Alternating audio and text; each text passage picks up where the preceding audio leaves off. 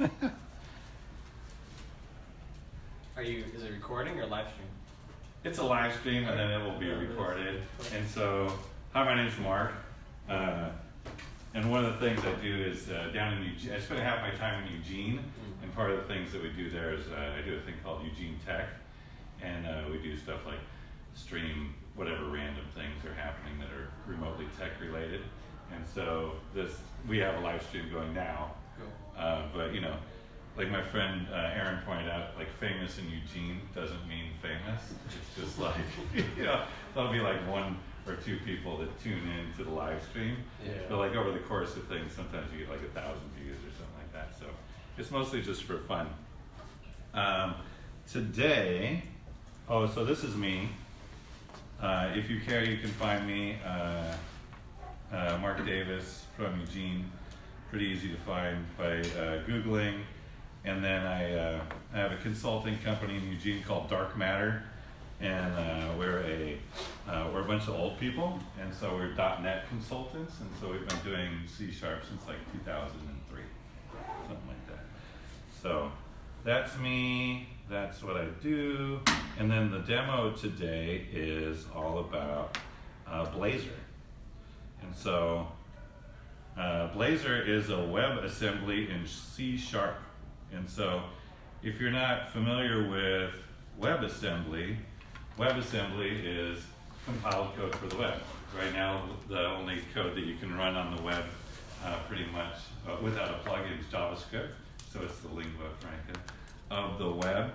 But those doors are going to get blown open a little bit now because here comes WebAssembly. It's supported in all the browsers. So if your jam is more like C or Go or REST or whatever, now all of a sudden you've got the opportunity to compile for the web and make a WASM file, which is a brand new and exciting thing because maybe JavaScript's not your jam or whatever. But anyway, there's more opportunities now. So there's a technology for the web that is a .NET technology, and it's called Blazor.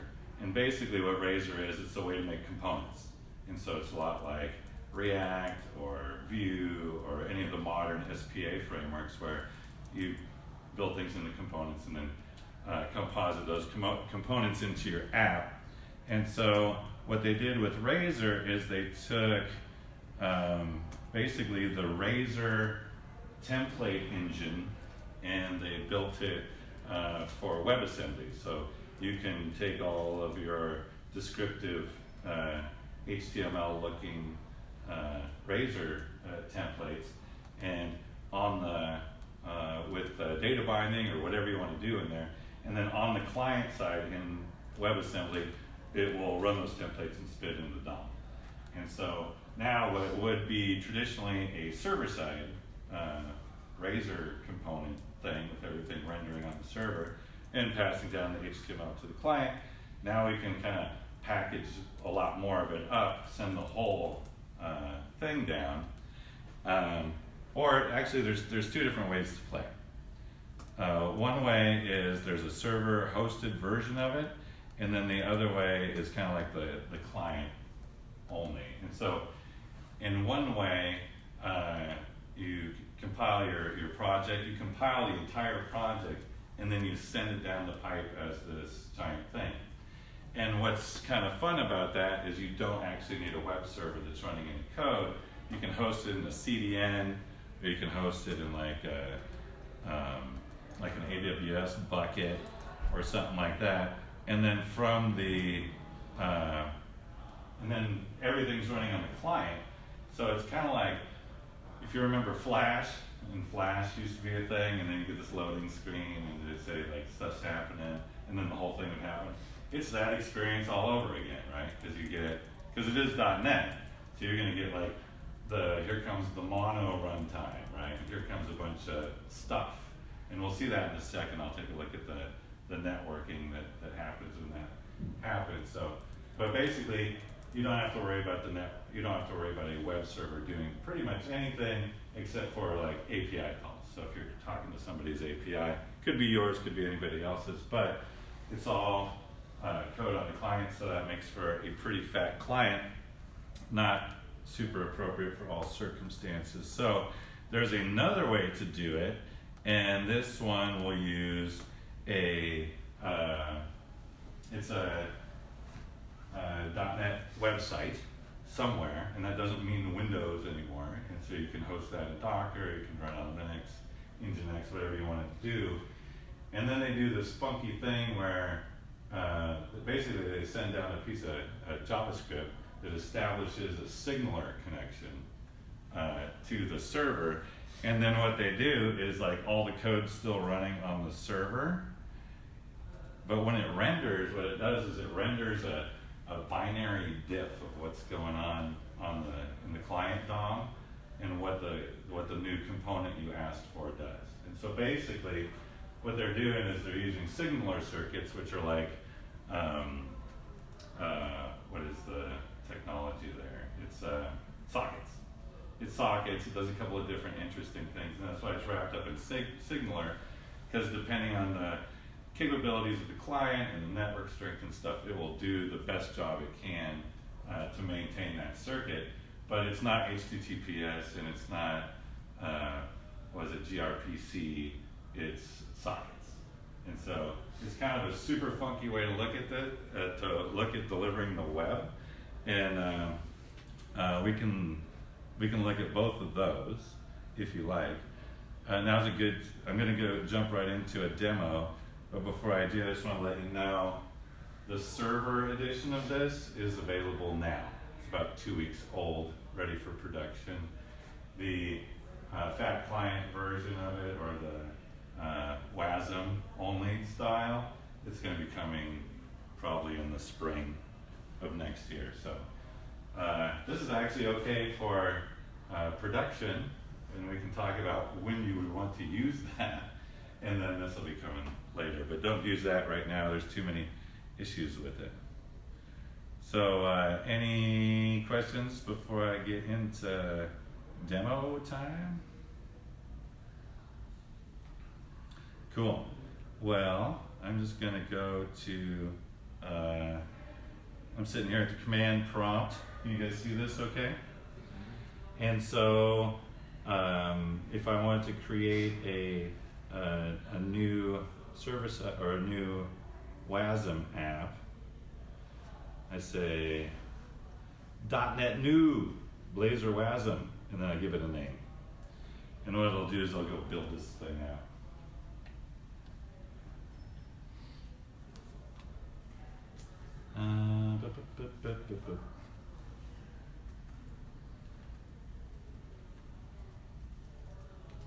So there it is. We can take a look at this if we want to, if you're interested in seeing the structure, but I'm just going to go ahead and run it really quick so we can kind of see how it runs. And so when you tell it to run it, it builds it, and then it launches a server in the background, like a just-in-time web server, and then you can go check it out. And so you see you got the little, it flashed the little loading thing there for a second, because it had to go get it. And so this is all rendered in, this is all client side, there's no calls going on. And so when I hit, click the counter, stuff happens. And if we'll take a look at this code. And then here's one that's going and getting some data. This is all running in the client. Let's take a look. Visual Studio Code is a code editor. And if you take a look at this guy, there's some pages in here, and so you can see what a, oopsie, whoa. You can see what a Razor page looks like. It looks a lot like HTML. It's kind of reminds me of React a little bit, but inside out. So instead of starting with a JavaScript wrapper and then having HTML inside of it, it starts looking more like JavaScript. And then if you wanted to do some code, there's just a code directive, right? And so I can say code, and then this is not JavaScript, that's C#. And so pretty much you can just make on click events, and you can do different things, and it'll execute that code locally. Here's the one that fetches data. So you can see it's just got a little simple templating kind of thing. This is the Razor part of Blazor. This is Razor templates. And then the code here is, it's not even hitting a web service, it's just hitting some static data. But you could easily replace this with, hit a web service kind of thing. And so you've got, all the language support for async and await, and all the things that are like, over the years, C# has become a lot like JavaScript in the way that it handles asynchronous calls and stuff like that. And then it's just casting that into a type that it's turning around and binding. So that is pretty much what's going on. I mean, these are the components, those are the pages. You could, if you wanted to, you could poke around in here and see some different, stuff, that's going on. But basically, it's all pretty much boilerplate stuff. But kind of the exciting part is this is the whole thing. Like, we're looking at every file, pretty much every file, except if you dig into like the CSS Bootstrap stuff. This is every file that it takes to make up the app. And that's one of the things that's exciting for me, because when I do React, and I say, give me a new React project, it's like, here comes, 20,000, packages and stuff like that. And so, although you could, JavaScript's not out of the picture at this place, you can interop with JavaScript. And so, if you're in a Razor component like this, or if you're in one of these Razor, like the Razor counter thing, you can just put JavaScript in here too. And so you've got access to the JavaScript and you get access to the C#. So that is the client side of this thing. And so that one's kind of interesting. I've seen some demos where they do that, and then they wrap it as a as a progressive web app, right? And so you can basically take, without modification, you can just add some progressive web app decoration to this, and it'll make it so it feels and acts more like an app. And then you can take that one step further, and you can host it inside of Electron. And so, like, client apps for Mac and Windows, like the Slack app, or there's a bunch of other apps that have this Electron shell around them. It's basically a way to have a client-side web experience. You can do that with this technology and just kind of like dumping it in. And so that opens up a lot of options for folks who are good at C# and are good at .NET technologies and might be scared off by all the stuff you would have to do to make an Electron app and make it good and all this. So it's kind of like it's kind of a gift, really. But one thing I wanted to show you was there's a ton of downsides to this technology, and one of them is if you inspect the web page and then you look at the network stuff. Let me refresh this guy really quick. And so, when you thought you were going to get that one thing that came down, that's all the stuff you get, right? And so the startup time is just going to get worse the more code you put into it, right? And then the other thing, I don't know if any of you are network administrators, but having a bunch of DLLs come down over the wire isn't probably going to make it past your firewall, right? So that's why this thing isn't ready yet. They've got to figure out a way. And there's a problem, the reason why there's so many DLLs and there isn't as much WASM as you would think is that the open specification for WASM makes much larger files than the proprietary, linked DLLs does. Or at least that's why I've heard there's more DLLs than WASM. But anywho, so you can see what's going on here. There is the mono runtime shows up as a WASM, and then your code, demo WASM, shows up as a DLL. I would expect that to be a WASM for sure, you know, but it is what it is at this point. So that's kind of a thing. And you see one of them So those isn't tiny. MS core lib DLL, you know, takes 300 milliseconds to come down. That's going to be a problem. So, yeah. So those are native code. They're not WASM modules, right? Well, so the mono WASM probably knows how to load those DLLs or something. Not, or I guess they'd be .NET. This is all inside. Yeah, this is all inside the browser. You're still inside the thing. It's not like it's a Windows DLL. It would probably work everywhere. So it's pulling in a mono interpreter. Yeah, so there's mono at the top. Mono lives, right?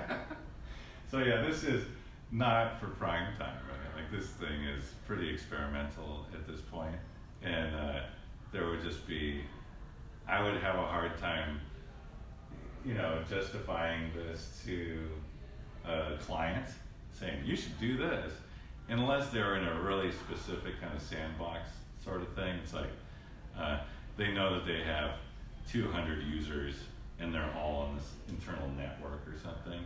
This would be a perfect go for it, right? And save yourself a lot of time, get to do the components and stuff like that. But as far as as far as like an app that's going to live in the world that you don't know how many users you're going to get and what environments they're in, there's too many red flags here for me at the moment. But and if you think this is weird, let's look at the other one. Let's look at the server side edition. And just, I could do that at the command line as well, but I think what I'm going to do is I'm going to show you the Visual Studio way to do it.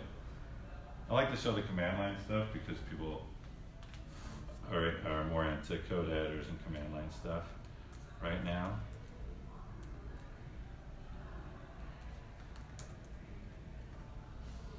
But the Visual Studio IDE is a good one.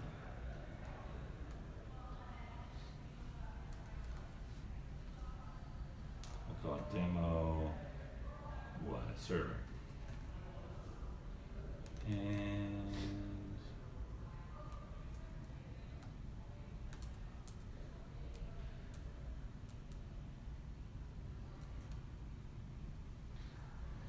I'll give it a better name.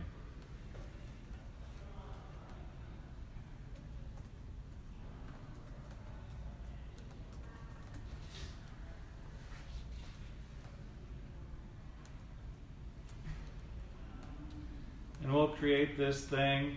This is a good box over here. This is the automatically Dockerize everything. And if you click that box, what's going to happen is it's going to give you it's going to run a version of the template when it creates it. That also has everything set up to do the Docker stuff. And then when you hit run, it will launch it into a Docker container and do all that stuff for you, which is nice because then if you're using Docker in the cloud, then you're just like that much closer to doing it. So that's a pretty hip.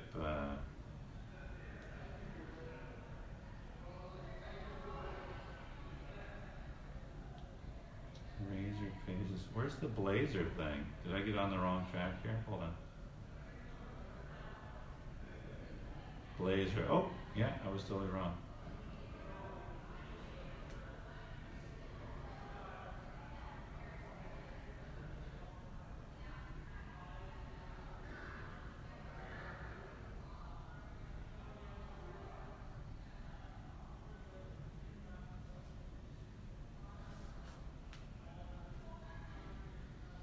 But you know, it's the same checkbox applies.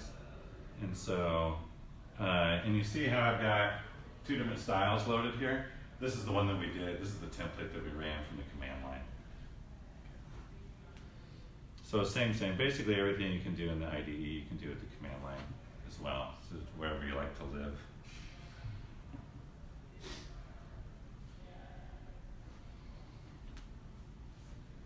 So it's a lot like code, only different. And the app looks a lot very similar. We still have Razor pages, So that's the exact same code that we saw in the other one. The only difference between these two implementations from the development side is kind of the goo you don't touch much. So there's going to be like some routing going on. There's a thing called host CS/HTML. There's some other kind of goo that makes the components act in the server sort of way. But mostly if you're just building components, this is what they all look like. They look the same. And then so when I run this thing,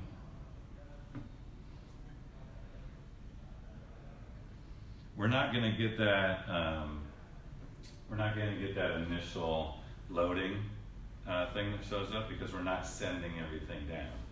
What we're sending down is not much at all. But you see that the app looks about the same, like stuff's happening.